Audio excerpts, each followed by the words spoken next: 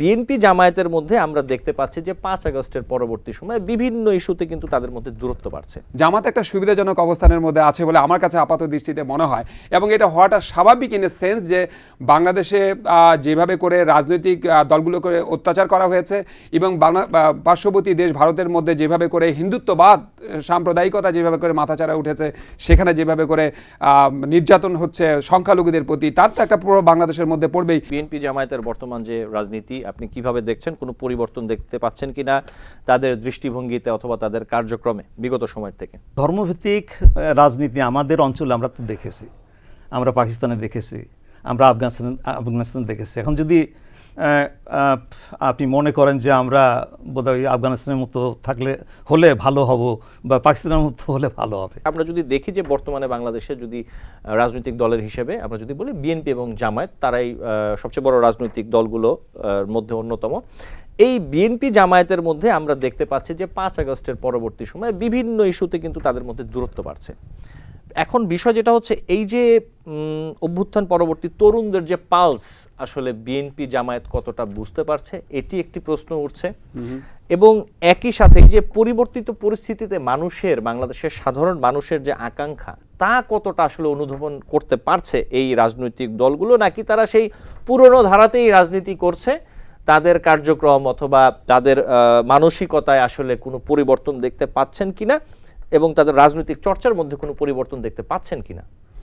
First of all, এটা গণতন্ত্রের সৌন্দর্য যে দলগুলো একে অপরের সমালোচনা করবে, তাদের মধ্যে দূরত্ব তৈরি হবে, আবার তাদের মধ্যে ইস্যু নিয়ে আবার তারা একই প্ল্যাটফর্মে দাঁড়িয়ে যুগপৎ আন্দোলন করবে। যেমন আমরা রেভলিউশনের সময় দেখলাম যে তখন কিন্তু বিএনপি জামাত তারাও কিন্তু কোনো না কোনোভাবে পার্টিসিপেট করেছে, এবং তারা কিন্তু বাংলাদেশের বিগত 15-16 বছরের রাজনৈতিক চর্চাতে কিন্তু তারা ভিকটিম হয়েছে, তাই না? তারা কিন্তু একটা সাপোর্ট দিয়েছে ছাত্রদেরকে। তো এখন কথা হচ্ছে দূরত্ব তৈরির ক্ষেত্রে যে আমি বাস্তবতা দেখি সেটা হচ্ছে একটা জামাত একটা সুবিধাজনক অবস্থানের মধ্যে আছে বলে আমার কাছে আপাত দৃষ্টিতে মনে হয়, এবং এটা হওয়াটা স্বাভাবিক ইন এ সেন্স যে বাংলাদেশে যেভাবে করে রাজনৈতিক দলগুলো করে অত্যাচার করা হয়েছে এবং পার্শ্ববর্তী দেশ ভারতের মধ্যে যেভাবে করে হিন্দুত্ববাদ সাম্প্রদায়িকতা যেভাবে করে মাথাচাড়া উঠেছে, সেখানে যেভাবে করে নির্যাতন হচ্ছে সংখ্যালঘুদের প্রতি, তার তো একটা প্রভাব বাংলাদেশের মধ্যে পড়বেই। এবং বাংলাদেশের মানুষ, যেখানে 90% মানুষ মুসলমান, তারা তো চাবেই যে বাংলাদেশে এমন একটা দল আসুক যেই দলটি বাংলাদেশের আপামর মেজরিটি মানুষের ধর্মীয় দর্শনকে তারা রিপ্রেজেন্ট করুক। সেই সুবাদে জামাত কিন্তু একটা সুবিধাজনক অবস্থানে তারা আছে এবং থাকবে, আমার কাছে যেটা মনে হয়। যদিও আমি মনে করি, আমার ব্যক্তিগত অভিমত, আমি চাই না বাংলাদেশ একটা ইসলামিক রাষ্ট্র হোক, আমি চাই না বাংলাদেশ একটা মৌলবাদী রাষ্ট্র হোক, কিন্তু বাংলাদেশ একটা মডারেট মুসলিম কান্ট্রি হোক, সেটা আমি অবশ্যই চাই। বাংলাদেশের মানুষ ধর্ম বিশ্বাস করে, তারা মুসলমান, 90% মানুষ এখানকার মুসলমান, আমিও মুসলমান, আপনিও মুসলমান। আমরা চাই যে এই যে দেখেন, বাংলাদেশ কিন্তু শুধুমাত্র বিএনপি না, আওয়ামী লীগের না, জামাত শিবিরের না, ছাত্রদের না, জনগণের না। বাংলাদেশটা কার জানেন? বাংলাদেশটা কিছুটা বিএনপির, কিছুটা আওয়ামী লীগের, কিছুটা জামাতের, কিছুটা হচ্ছে বামদের, কিছুটা ডানদের, কিছুটা সংখ্যালঘুদের, কিছুটা হচ্ছে মেজরিটিদের। এই নিয়ে তো আমাদের বাংলাদেশ।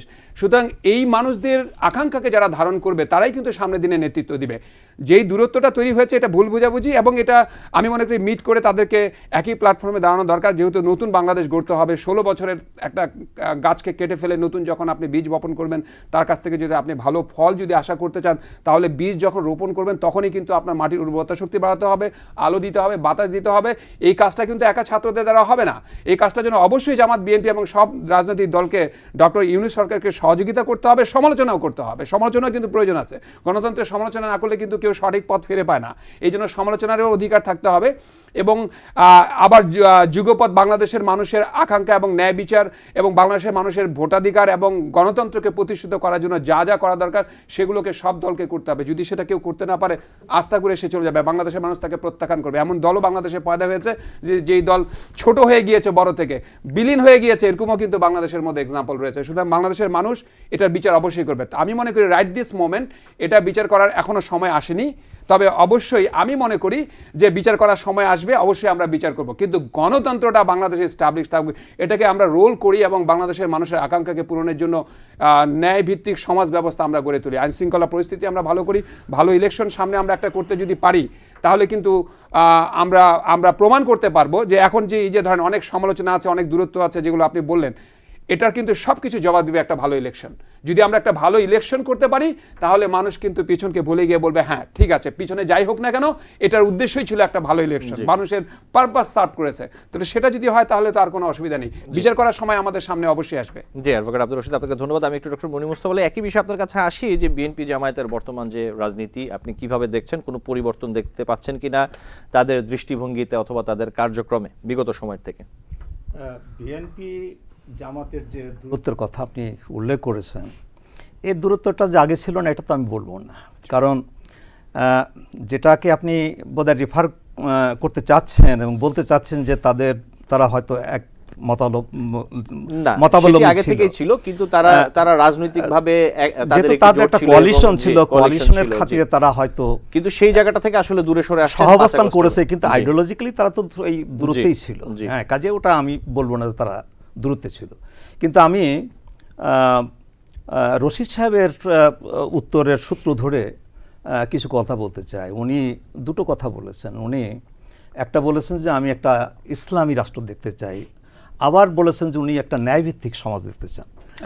দেখেন, ধর্মভিত্তিক সমাজ এবং ন্যায়ভিত্তিক সমাজ এই দুটো কিন্তু একসাথে যায় না। হ্যাঁ, দেখেন আমরা তো আমেরিকায় বাস করি, আমেরিকার কনস্টিটিউশন সম্পর্কে আমাদের কিছু ধারণা আছে। ওনার বোধহয় ধারণা একটু বেশি, কারণ উনি লয়ার।